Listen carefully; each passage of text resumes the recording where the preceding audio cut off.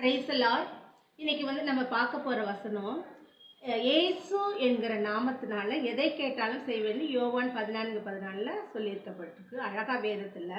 அப்ப இயேசு என்கிற நாமத்தினால நம்ம எதை கேட்டாலும் கொடுப்பாங்களா, இல்லை இயேசு என்கிற நாமத்தினால எப்படி வேணாலும் பயன்படுத்தலாமா? அப்ப பயன்படுத்தணும்னா யார் பயன்படுத்தணும், அதை எப்படி பயன்படுத்தணும் அப்படிங்கிறது தான் இன்னைக்கு நம்ம ஆராய போறோம்.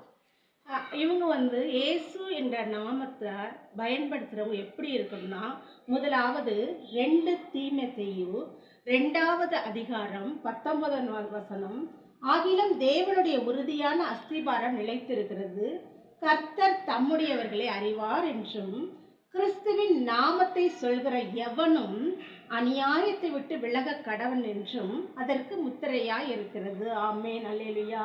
கிறிஸ்துவின் நாமத்தை சொல்கிற யாராய் இருந்தாலும் அவர்கள் எப்படி இருக்க வேண்டும்? அநியாயத்தை விட்டு விலகி இருக்க வேண்டும். ஒருவேளை ரட்சிக்கப்படாததுக்கு முன்னாடி அநியாயம் செஞ்சிருக்கலாம், அது இல்லை. ரட்சிக்கப்பட்ட பின்பு நம்முடைய வாழ்க்கையில் அதை ஒவ்வொரு ஸ்டெப் பை ஸ்டெப்பாக நம்ம அநியாயத்தை விட்டு விலகி இருக்கோமா? எல்லா பாவங்களையும் சாபங்கள்லேருந்து நம்மளுடைய தேவன், ரட்சிக்கிற தேவன் நமதுக்கு விட்டு கொடுத்துருக்குறோமா? அப்போ அநியாயத்தை விட்டு விலகி இருக்கிறவங்க கரெக்டாக தேவனோட இயேசு என்கிற நாமத்தை பர்ஃபெக்டாக நம்ம பயன்படுத்தலாம். அப்போ எந்த ஒரு பயமும் நம்மளுக்கு கிடையாது. அப்போ அந்த முத்திரை இருக்கணும். எந்த முத்திரை? பரிசுத்த ஆவியான முத்திரை இருக்கணும். இயேசு என்கிற நாமத்தில் நம்ம அதை பயன்படுத்தும் போது அப்போ எப்படி பயன்படுத்தலாம்? நிறைய வியாதிஸ்தர்கள் நம்மளை தேடி வருவாங்க, கண்ணீரோட கவலையோட, திக்கற்றவர்கள், விதவைகள், ஆதரவற்றவர்கள், எத்தனையோ ஜனங்கள். அப்போ வரும்போது நம்ம அந்த இயேசு என்கிற பிசாசு பிடிச்சவங்க கூட வருவாங்க. நம்ம துளி கூட பயப்படாமல் இயேசு என்கிற நாமத்தை அதிகாரப்பூர்வமாக நம்ம எடுத்து நம்ம பயன்படுத்தலாம். இயேசு என்கிற நாமத்தினால பிசாசுகளை விரட்டலாம் அப்படின்னு ஆண்டவர் சொல்லியிருக்காங்க. அப்போ அவங்க அநியாயத்தை விட்டு விலகி இருக்கிறவங்க மட்டும்தான் அந்த நாமத்தை துணிந்து சொல்லணும்.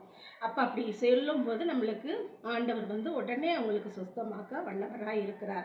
அப்போ அவங்க ஒவ்வொரு நாளும் நம்ம ரட்சிக்கப்பட்ட பின்பு அனுதினமும் ஒவ்வொரு நாளும் நமக்குள்ள சுத்திகரிப்பு வந்து கொண்டே இருக்கணும். ஃபர்ஸ்ட் நம்ம ரட்சிக்கப்படுறதுக்கு முன்னாடி எப்படி இருந்தோம் அப்படிங்கிறதுல, ரட்சிக்கப்பட்ட பின்பு நம்மளுடைய வாழ்க்கையில் ஒவ்வொரு நாளும் அனுதினம் சுத்திகரிப்பு இருக்கா, அது ரொம்ப முக்கியம். அநியாயத்தை விட்டு விலகி இருக்கிறவங்க இயேசு என்கிற நாமத்தை எடுத்து பயன்படுத்தி அநேகருக்கு இயேசப்பா கிட்ட விடுதலை வாங்கி கொடுக்க முடியும். அப்போ அநியாயத்தை விட்டு விலகி அவங்கள தான் ஆண்டவர் என்ன சொல்றார்? நான் ஆகாய் 2:23 அழகாய் வேதம் சொல்கிறது, நான் உங்களை முத்திரை மோதிரமாக வைப்பேன்ட்டு. அப்போ யாரை முத்திரை மோதிரமாக ஏசப்பா வைக்கிறாங்க அப்படின்னு சொன்னாக்கா, இந்த மாதிரி அநியாயத்தை விட்டு விலகி இருக்கிறவங்க முத்திரை மோதிரமாக ஆண்டவருக்கு பயன்படுவாங்க. அப்போ முத்திரை மோதிரத்தோட வேலை என்ன?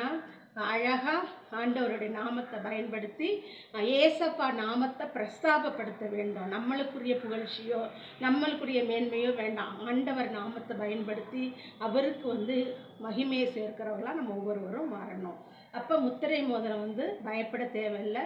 நம்ம அநியாயத்தை விட்டு விலகி இருக்கும்போது, நீதி சேவலாக இருக்கும்போது நம்ம தைரியமாக முத்திரை மோதிரமாக ஏசப்பாவுக்கு இருப்போம். ஆமென், அல்லேலூயா.